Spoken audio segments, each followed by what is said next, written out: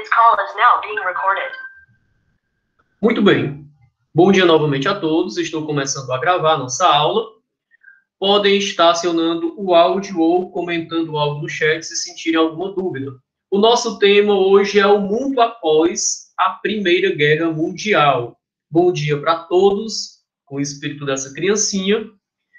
E a gente vai falar sobre crises, né? A crise do governo alemão, a crise do governo italiano, a crise dos Estados Unidos, a crise no Brasil. Essa crise do pós-guerra, ela aconteceu por alguns motivos, e a gente vai discuti-los aqui nesta aula de hoje, tá bom? Então, continuando aqui para a nossa crise de 1929. Mas antes de tudo, antes de nós iniciarmos, eu quero que vocês entendam o seguinte. Imaginem que em Martinópole aconteça uma guerra. Depois dessa guerra, normalmente em guerra, os exércitos brigam, as bombas atacam a cidade, as bombas não querem saber o que é prédio, o que é escola, o que é isso e aquilo, não. Ela apenas explode, ela foi lançada, é um instrumento de guerra. E ela destrói. Então, Martinópole, Deus defenda que isso aconteça, mas se ocorresse, ia ficar tudo destruído. Então, obviamente, depois desse momento de guerra, nós teríamos uma crise. Uma crise em que, professor? Uma crise urbana. Os prédios urbanos seriam destruídos, as casas seriam destruídas. Uma crise humanitária, pessoas iriam morrer e iriam ficar doentes. Uma crise social, a pobreza ia aumentar significativamente porque a economia seria destruída. Uma crise cultural, porque depois de uma guerra, aquela cultura existente, ela vai diminuir, porque as pessoas irão morrendo e os costumes também. Então, Deus defenda, mas se ocorresse algo parecido aqui, nós seríamos destruídos e uma crise iria ser iniciada, tá? Depois dessa crise iniciada, consequências a gente iria sofrer também. Foi assim que aconteceu com o mundo, foi assim que aconteceu com a Europa após a Primeira Guerra Mundial, tá bom? E aí, onde é que entra os Estados Unidos? Ora, veja bem, a Primeira Guerra Mundial, ela foi, antes de mais nada, ela foi para os Estados Unidos. Veja bem, a Primeira Guerra Mundial para os Estados Unidos foi um investimento. O professor está doido? Por que foi investimento para os Estados Unidos?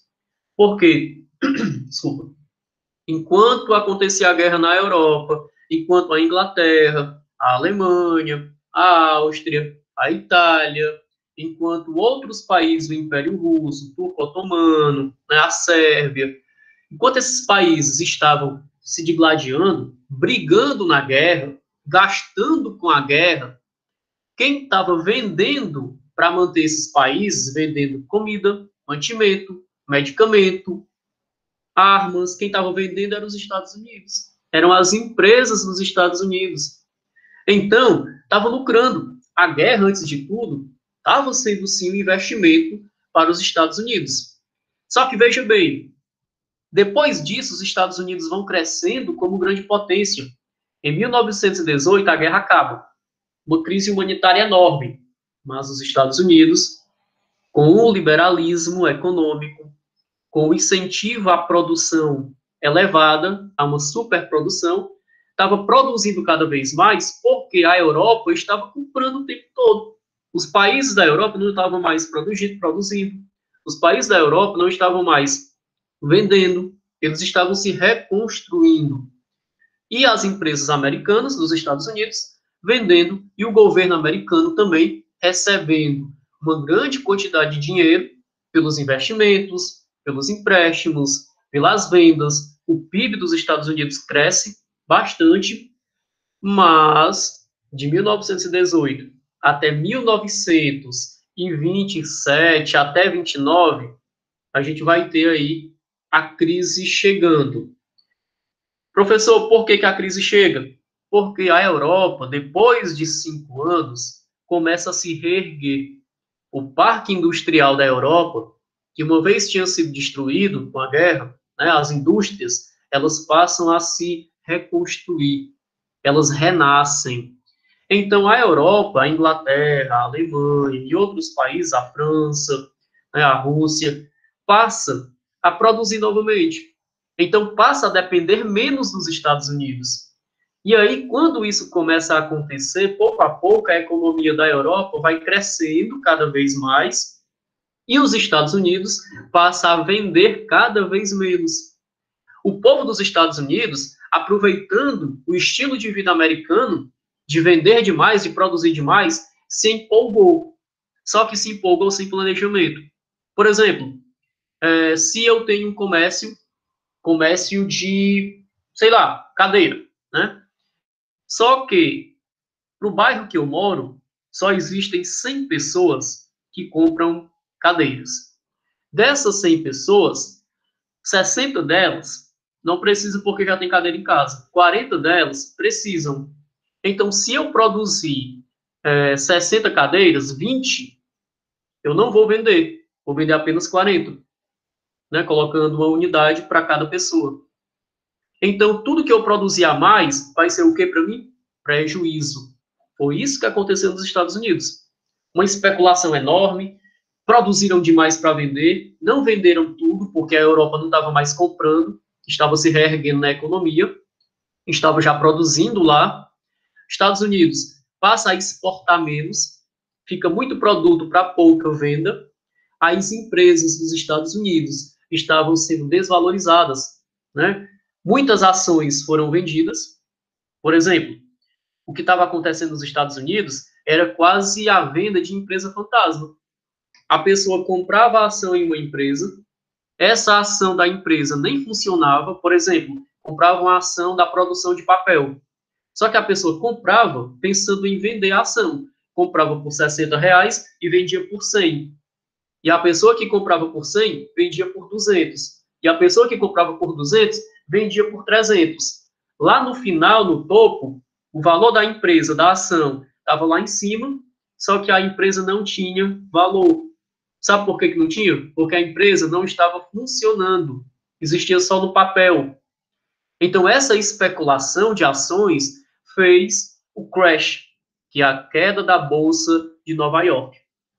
E aqui, inicialmente, nós temos a primeira lâmina que fala o seguinte: a crise de 1929, a superprodução. E aí tem um diálogo, né, de Mário Furley, que fala o seguinte: mamãe, estou com fome. Por que que não tem pão? E a mãe responde: porque seu pai foi despedido da padaria onde ele trabalha. Por que que mandaram ele embora, mamãe? Por causa da crise. E por que que tem crise? Porque existe pão demais. Então, assim, se tem produto demais, para que que eu vou contratar uma pessoa para fazer mais produto se eu não estou vendendo nem o que tem? Então, entendam, superprodução é isso. Galera, nesse primeiro momento, alguma dúvida? Estou vendo aí vocês calados. Deu para escutar direitinho? Podem digitar no chat também, viu?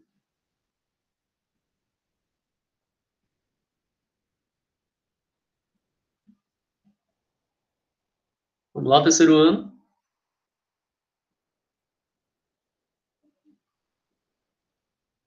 Dúvidas? Sim ou não?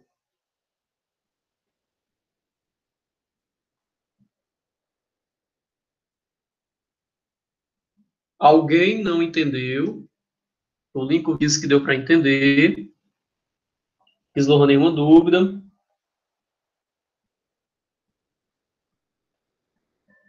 Pois bem, qualquer coisa de dúvida aí, podem acionar o áudio, tá bom? Ok, Eduardo, tudo bem?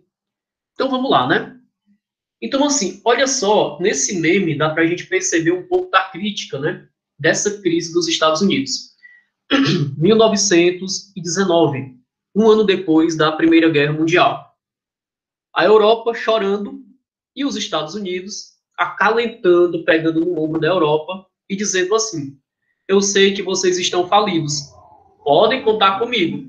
Os Estados Unidos, superpotência, estava aí no momento ajudando, né, ajudando a Europa a se reerguer.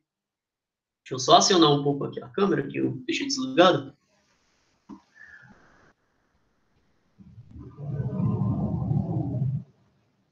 Então, continuando, os Estados Unidos estavam ajudando a Europa a se reerguer. Isso em 1919, um ano depois da Grande Guerra. E aí, em 1929, nós temos tanto a Europa chorando quanto os Estados Unidos. Por que que isso aconteceu? Porque aconteceu o crash, a queda da Bolsa de Nova York. Especulação lá em cima, a venda de empresas quase que fantasmas, que só existiam no papel, a venda de produtos diminuiu e a produção estava em larga escala, tinha mais produto na prateleira do que a venda, do que o público para consumir. O público dos Estados Unidos, dos Estados americanos, não estavam comprando suficientemente. A Europa deixou de comprar dos Estados Unidos, porque lá na Europa o parque industrial já estava se reformulando, se reerguendo, já tinha fábrica voltando a funcionar, já tinha comércio mais forte. E em 1929 acontece a crise, esse crash, né? Então esse meme é para a gente entender um pouco desse contexto, tá bom? E passando, eu quero que vocês entendam aqui um pouco sobre o mercado. Então, normalmente a gente fala que fulano foi lá no mercado. E quando eu falo isso, é porque o fulano foi comprar alguma coisa no mercado, né? O mercado ele pode ser de mantimentos, o mercado ele pode ser de medicamento, o mercado ele pode ser de carnes, tudo que funciona com o dinheiro a gente chama de mercado. Só que deixa eu colocar para vocês para que vocês possam entender de uma forma melhorada, tá? Olha só, sabe o que é mercado? Quando o pai e a mãe da gente chegam assim, vai estudar a peste para tu ser alguém na vida, né? Na realidade, quando ele está dizendo assim, ei, vai estudar para tu ser alguém na vida, ele está querendo dizer o seguinte, ei, vai estudar para tu ser mercado. Sabe o que é mercado? Mercado é quando eu, cidadão, consigo ter uma renda, dinheirinho, para eu poder comprar alguma coisa. Isso é ser mercado.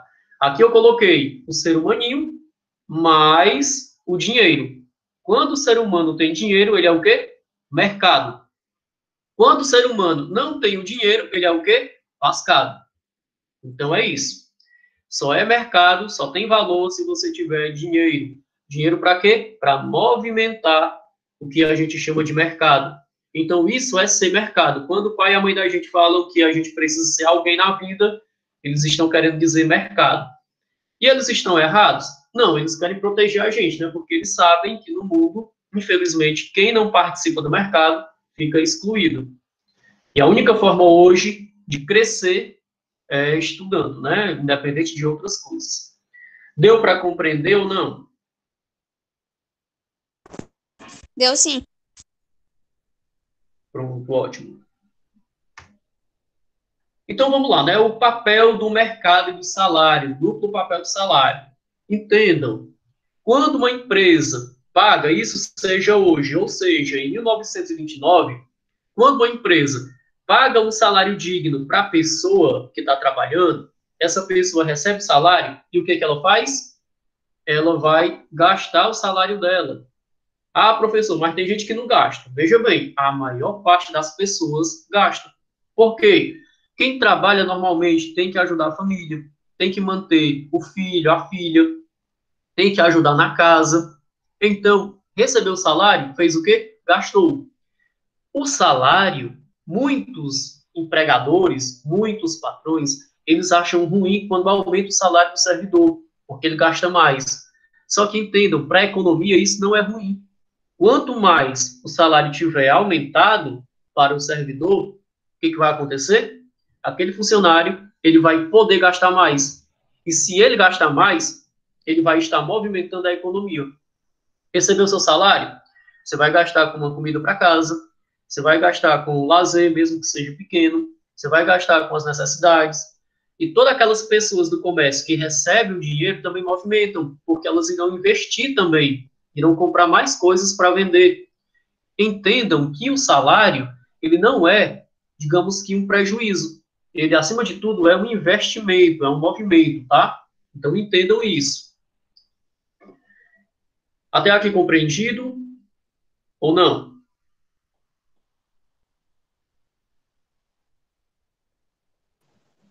Sim. Beleza. Então, a crise de 29, né? Que aconteceu principalmente lá nos Estados Unidos. Então, aconteceu uma crise de superprodução. Professor, o que é superprodução? A galera estava produzindo muito e vendendo menos. Então, isso vai sobrar produto e gera o prejuízo, tá? Passou a ter muito produto para muito empregado. Aí, o que os donos de empresas fizeram? Demitiram esses empregados porque já tinha produto demais. Aí, o que ocorre? Aconteceu uma série de fome, né? Muita gente perdeu emprego, muita gente foi para a rua protestar atrás de emprego, muita gente ficou vivendo, foi despejado de apartamento em cidade grande, Nova York, ficou vivendo no meio da rua, a miséria se instaurou, né? E muita gente, inclusive, cometia até suicídio na época, porque perdeu o emprego, estava cheio de dívida, até empresários que compravam ações, que começaram a ver que despencou o preço das ações, né, que a crise se instaurou, que o dólar caiu bruscamente, os empresários que estavam endividados ficavam tão doidos que eles se suicidavam. Inclusive, existe um seriado aí que eu comecei a assistir de herói, na Netflix, O Legado de Júpiter. E é nesse contexto. O pai do herói, ele era um empresário, e com a crise, ele perdeu praticamente tudo. Aí o que ele faz? Ele se joga de cima do prédio. Então, é um fato de uma ficção que tenta mostrar um momento histórico que aconteceu, na verdade, na crise de 29. Né? Então, aconteceu tudo isso mesmo. E aqui, nós temos, só um instantinho que alguém pediu para entrar. Bom dia, Bárbara, seja bem-vinda. E aqui um comparativo, né? Olha o que acontece nos antecedentes. Dos anos de 1869 até 1924, o que vocês podem perceber? Ó? Que os Estados Unidos, eles estão crescendo na economia, né, de investimento no estrangeiro. Em 1869, Estados Unidos tinha 0,08. Em 1924, ele cresceu significativamente e ficou com 10,9. O crescimento foi praticamente de quase 10 pontos, né? De investimento dos estrangeiros, de outros países nos Estados Unidos. Cresceu de 1,54 para 3,9. Então, isso é básico na economia. Se o meu país está com economia boa, as empresas do exterior de outros países tendem a querer investir no meu país, porque eu estou bem na economia. Então, isso dá uma posição muito boa para os Estados Unidos, tá? E aí, a dinâmica da crise, né? Em 1929, além da crise dos Estados Unidos, o que é que estava acontecendo no mundo, né? O contexto externo. Depois da Primeira Guerra Mundial, aconteceu, em 1917, lá nos Estados Unidos, a Revolução Russa, que foi uma revolução socialista. Os trabalhadores, impulsionados pelas ideias de Karl Marx, do Friedrich Engels, do Vladimir Ilyich Ulyanov, que é um cara chamado Lenin, do Trotsky. Esses caras influenciaram uma revolução na Rússia, uma revolução socialista, onde trabalhadores se uniram com esses políticos para tomar o governo do absolutismo, dos Romanov, né, do czar Nicolau II. Então aconteceu essa revolução socialista na Rússia. Na Alemanha, estava crescendo também a corrente socialista. Né? Lá, por exemplo, na Itália, o fascismo. Na Alemanha, além do socialismo dos trabalhadores, surgiu também o nazismo. Né? Então, essa galera estava surgindo porque o mundo liberal capitalista, o mundo da economia, o mundo da democracia estava em crise. E toda vez que a democracia fica em crise, toda vez que há uma crise econômica, surgem novas propostas de governo. Surgiu a proposta de governo socialista, de esquerda, e surgiu as propostas de governo que eram ditaduras, como o nazismo e o fascismo. Então, a crise do mundo era essa, tá? E aí, veja só a situação para os Estados Unidos. A Primeira Guerra Mundial foi um grande cenário para os Estados Unidos, como já foi falado. Por quê? Olha o tio Sam aí, o que é que ele está jogando dinheiro. Na Primeira Guerra Mundial, o principal credor do mundo eram os Estados Unidos. Era a principal potência. Estava lucrando bastante com a guerra, né? Estados Unidos era um grande parque industrial, produzia demais, vendia para o mundo todo. Estados Unidos controlava as exportações, emprestava o dinheiro, o crédito era fácil nos Estados Unidos. Né? Então, os Estados Unidos passaram a ser ali os principais credores, são os financiadores do mundo todo. Todo mundo pedia dinheiro emprestado para os Estados Unidos, financiava, né, nos Estados Unidos. Então, era uma economia muito importante. Só que essa economia gerou uma euforia tão grande que as pessoas passaram a investir demais e a produzir demais, achando que iam vender. Aí acabou que gerou a crise, porque produziu demais e não conseguiu vender. E aí gerou a crise, que foi o crash de Nova York, tá? Então, assim, né, eu coloquei aqui um card. Após a Grande Guerra, a economia dos Estados Unidos passa a ter a hegemonia.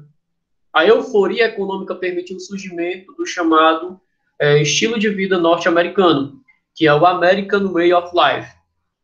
Naquela época, era cultura dizer que tinha um estilo de vida americano. Todo mundo queria ser dos Estados Unidos, queria vestir as roupas dos Estados Unidos. Inclusive, o Walt Disney, na época, fez um acordo com o Brasil. E esse acordo com o governo brasileiro era para transformar as duas nações em amigas. Aí, o Pato Donald, né, aquele patinho lá da Disney, ele representava os Estados Unidos e criaram um personagem aqui no Brasil que era o Zé Carioca, que é um papagaio carioca e tal. Então, a amizade do Zé Carioca com o Pato Donald representava essa aproximação entre Estados Unidos e o Brasil da época, tá? Então, assim, o estilo de vida norte-americano, o American Way of Life, era associado à vida capitalista, era associado à felicidade, era a ideia de que o consumo, o que está nas lojas, me torna feliz. Até hoje, nós podemos ver isso na Coca-Cola. Percebam que todo comercial da Coca-Cola mostra uma ideia de felicidade, né? Daquele momento familiar, de que tomar a Coca-Cola te satisfaz. Então, esse é o estilo de vida americano que foi implementado na época, né? Era muito bonito. O Batman, que é um herói da DC, representa muito bem esse estilo de vida americano. Por exemplo, o Homem de Ferro, da Marvel, ele é uma pessoa rica, né? Um cara que é muito formoso e tal, que tem tecnologia. Ele representa também o estilo de vida norte-americano. E aí, nós temos os heróis nesse estilo de vida americano. Patriota, que é o Capitão América, o Defensor, que é o Super-Homem. Esses dois aí representam realmente esse estilo de vida americano. O Batman, um cara rico, um cara que é protetor, um cara que é um herói, né? Um cara que usufrui do que é melhor. Ele representa também o estilo de vida americano nos Estados Unidos. E o Tony Stark, que é o cara que melhor representa aí o Homem de Ferro, melhor representa a tecnologia, melhor representa o capitalismo e o estilo de vida feliz dos Estados Unidos. Então, a história das guerras, a história da economia também está dentro da perspectiva dos HQs, né, dos filmes, tá? E aqui eu vou deixar para a próxima aula, onde a gente vai falar da lei seca e da forte influência puritana, tá? Para a gente não tomar tanto tempo assim, a gente finaliza por aqui hoje. Deixa eu voltar para cá para a tela. Galera, do que foi? Sim, Eduarda? Na próxima.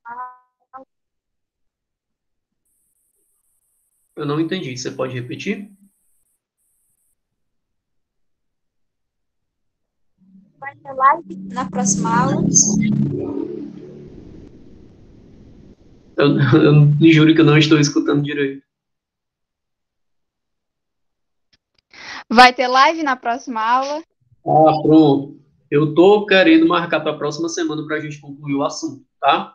Mas eu já vou disponibilizar o slide também no grupo para vocês poderem ler o slide e entender um pouquinho melhor, tá bom?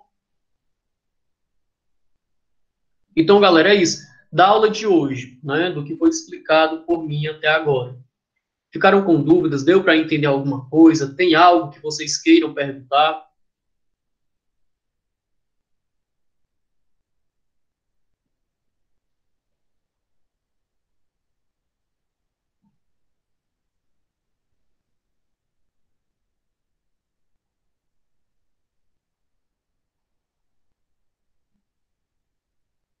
O que Slohan perguntou aí mostra que os Estados Unidos estavam chorando. Eu acho que foi lá no meme, né? É exatamente isso que Slohan viu.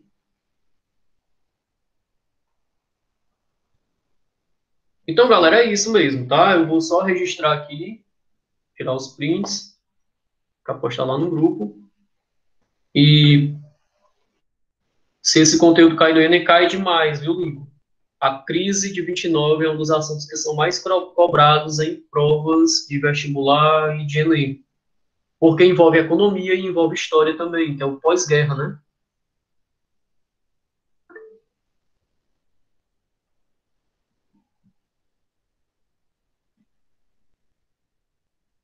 Como começou a crise dos Estados Unidos?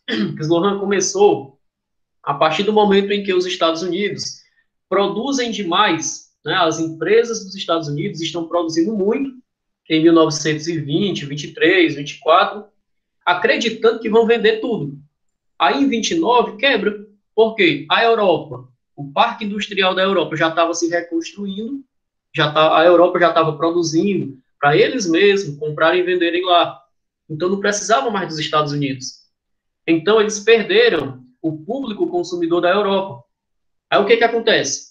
Eles produziram demais, o povo dos Estados Unidos não estava comprando tudo, e aí, imagina, tu é um comerciante, tu comprou 100 pirulitos, mas tu só consegue vender 20. O restante é o quê? Prejuízo. E foi isso que aconteceu lá. Eles tinham produto demais, né, que é a supervalorização, a superprodução, e vendiam menos.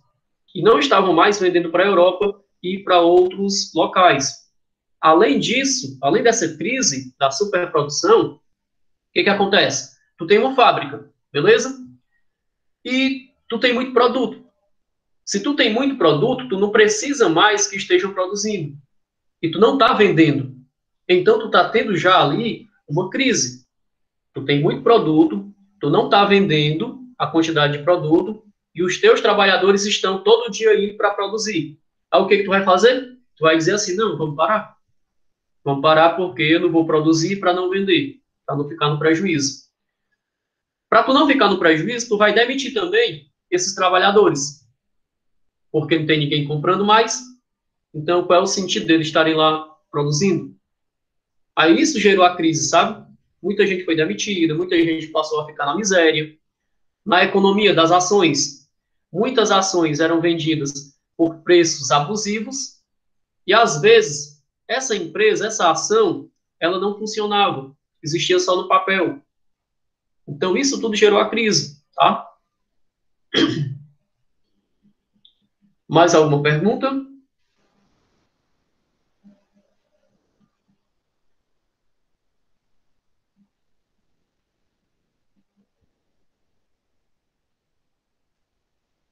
Pois bem, acredito que não. Então, galera, é isso, tá? Fiquem com Deus, eu acho que vocês terão agora uma outra live. Então, é apenas para a gente ter esse momento mesmo. Próxima aula eu concluo o slide e a gente continua o assunto, tá? Organizem aí os trabalhos, né, quem puder organizar. E na primeira semana de maio a gente posta ou apresenta eles, tá bom? O trabalho pode ser individual ou em grupo, certo? Naquelas páginas que eu listei lá. Então é isso. Tenham todos um bom dia e até a próxima, tá bom?